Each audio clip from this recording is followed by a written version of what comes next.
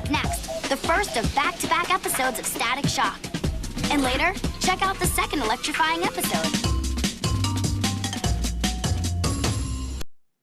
Oh wait, I remember another character that was in the show. I don't think she was a villain, but I do remember her. I can't remember who her name was, but I know what Zambi said.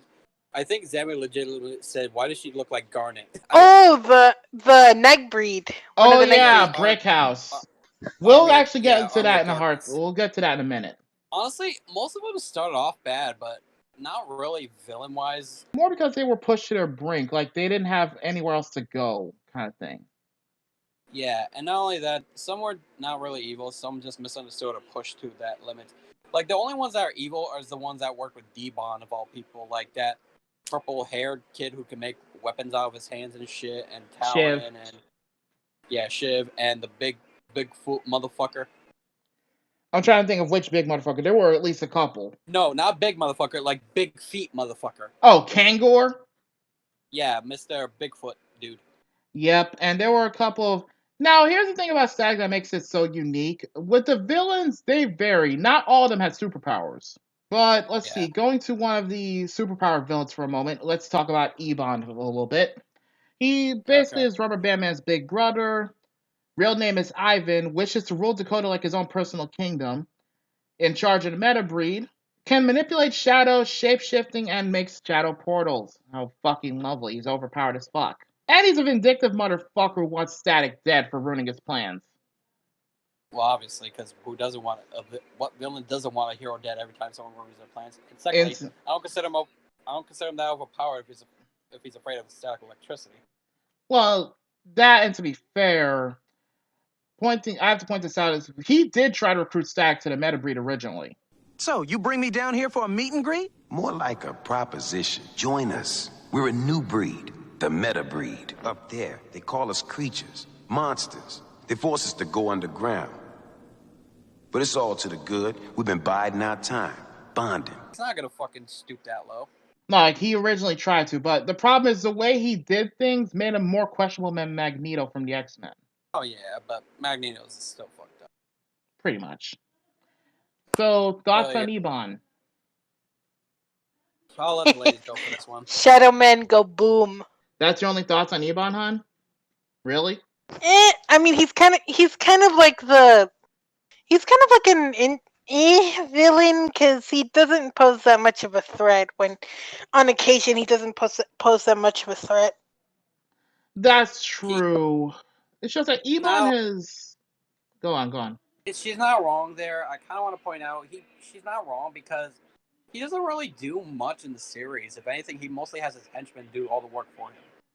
Yeah, except for that one time he framed Rubber Band Man. Well, yeah, but that... Aside from that, but he doesn't really do too much, you know? True. Sammy, what are your thoughts on Ebon or D-Bomb? He does nothing. He's lazy. He's an asshole. He should get his ass and actually do something instead of sending his little lackey to do shit. You fucking puss. I just remembered who Ebon reminds me of, that he's trying so hard to act like. Mm-hmm. And this is way off topic, but he reminds me of a wannabe Dark Cat from SWAT Cats. I was about to say, if you were about to say Geese Howard, I would have smacked you. No, sir. Not get out of this chair. See, that was Han, not me. Also, he's and infuriating. He was infuriating, yeah. Yeah, like, Ebon is, like I say, he's a vindictive asshole. I guess the only other villain we got left to talk about, unfortunately, well... The only superpower villain. There's still a couple more. Well, yeah, superpower-wise, because most of them don't last too long, and I mostly try to focus on the villains that were more reoccurring. Yeah, like Hot Streak. Yeah, that's the one. Okay, to make a long story short, now, if you're looking at... There's two different versions of Hot Streak to look at. Hot Streak, in both continuities, he's a fucking bully, he's an asshole, he's a prick, he's a very petty motherfucker. And, okay, going by... I don't remember his original name in the comic book, but in the cartoon, his name was Francis Stone, or basically he was given the nickname F-Stop, which he changed to Hot Streak after he got his powers. And as the name clearly implies with Hot Streak, he basically he has fire manipulation, can generate fire, all that good shit, and even make things explode, like Gambit. And of course, his temper is equally explosive as a result. Now, a little fun fact about him. He is a former gang leader, and he used to be in a hospital for 2 years, which essentially makes him, well, have a severe fear of hospitals in general. This is a hospital. I don't do hospitals. When I was a kid, I was in a hospital for 2 years. I don't do hospitals. He did have a 1 point of character development, but it was kind of spoiled later on. And a little tidbit about Hot Streak from the comics. His comic counterpart was basically a racist homophobe, to put it lightly. But that's his comic counterpart. It's not the same here in the cartoon, which is what we're focusing on. Yeah, maybe we'll probably do a discussion bit how we could compare the static comics to the show, but we'll worry about that. Yeah. But as for Hot Streak, he how do I put this with Hot Streak? He's cocky, he's stupid, he's brash, and he's egotistical in a way. He's full of himself, and doesn't help that he's voiced by Jack Spicer from Shaolin Showdown. Yeah, and someone we know, and there are probably some people out there who ship the hell out of him and, well, whoever. But let's not talk about that.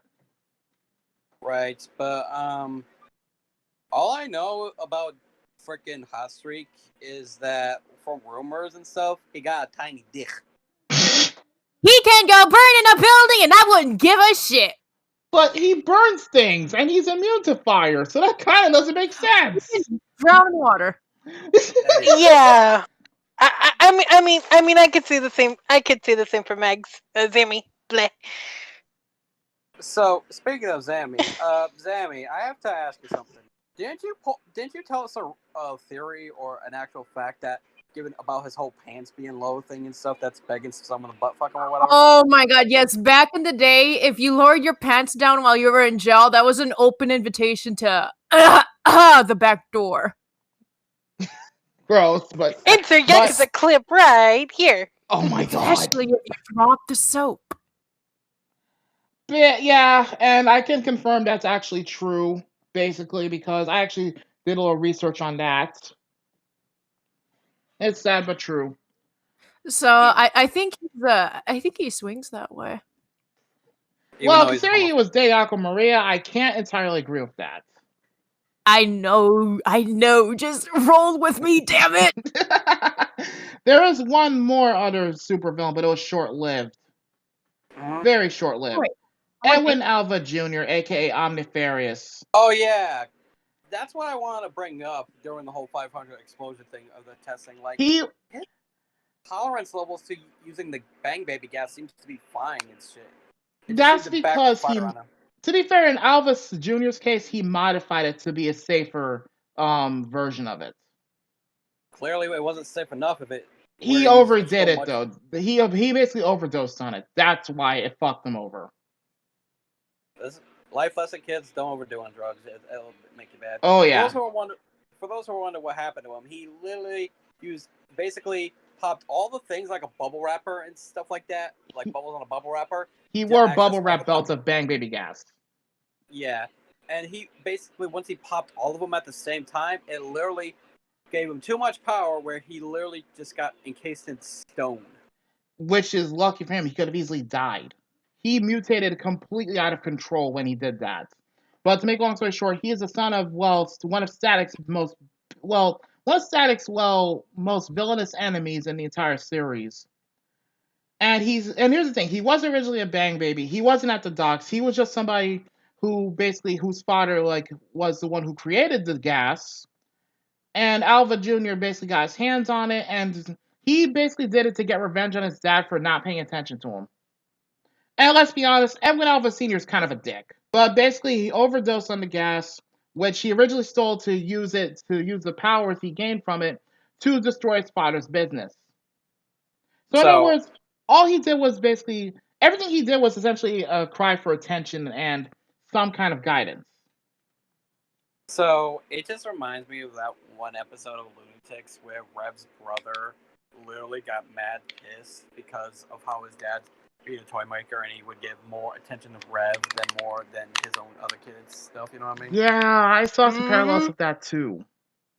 Some very Like, dangerous parallels. Yeah, like I bet I have a bad connection. Normally, I don't like to compare lunatics and stuff, but given how it fits in this scenario, I couldn't help it. I can't say I blame you. Like, it just goes to show, parents out there, try to pay a little more attention to your kids if you don't, please. Less little monsters in the world. Thank you very much. Like he could have.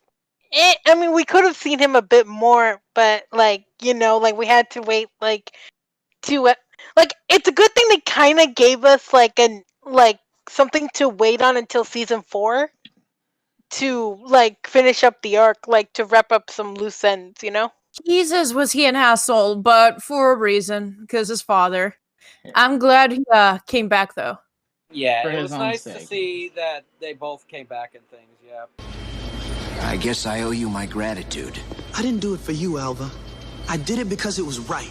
Yeah, you should try it sometime. I feel like it could have gone much better for it. Moving on to Daddy Alva. Or Big... Let's see. So, Edwin Elvis Jr., he's one of the few villains in the series who wasn't a bang baby. Just notifying here, he's not a bang baby. He's just an asshole. He's basically said okay, but if he were older and grow. I hate to say it like that, but I actually have to agree. Let's be completely honest. He basically is what Kaiba would have been without, Mokuba's guidance or, grounding him. How I put this delicately with him, he's a corrupt businessman who literally was responsible for making the Bang Baby gas, as I stated earlier. And not to mention, it took his son going out of control and almost killing him for him to realize he fucked up as a parent. Speaking of Elvis, I know who exactly to talk about next, but I'll get to it. I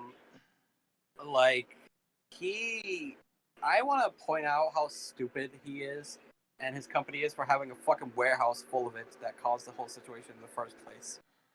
Yeah, but Alva was really confident in his ability to, handle things.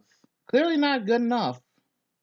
And as I put in my notes here, he was pretty much a dick to his son until later on when the mistreatment comes back to bite him in the ass. That's what you call karma. Very much so. This was a classic example of a villain getting some really karmic retribution. And the worst way possible. Oh, yeah. Said okay, but incarnate. He's kind of like Geese Howard if the sitting around and doing nothing was an all-time high. Well, to be fair, Alva actually, did stuff himself too, so you can't really say he's that much like Geese Howard. He's just, like I said, he's just kind of a dick to his son because his son kept disappointing him. Okay, not like Geese Howard, but said Okaiba if it was 100% dickish. Let's just say it's a characteristics of both and leave it at that, and all the worst parts of them. Took the words right out of my mouth. So, Zammy, any further thoughts on Old Man Alva? Just to show, please take care of your fucking kids. Like, Edwin Elvis Sr., he feels like a blatant advertisement to take better care of your kids. Just please. This is a great fucking example. Please look after your fucking kids. Or at the very least, try to make sure they actually stay on the right path. At the very least. Please. Next, it's Supercharged Static to the rescue on Static Shock, followed by Yu-Gi-Oh! And Ozzy and Drix on Kids WB.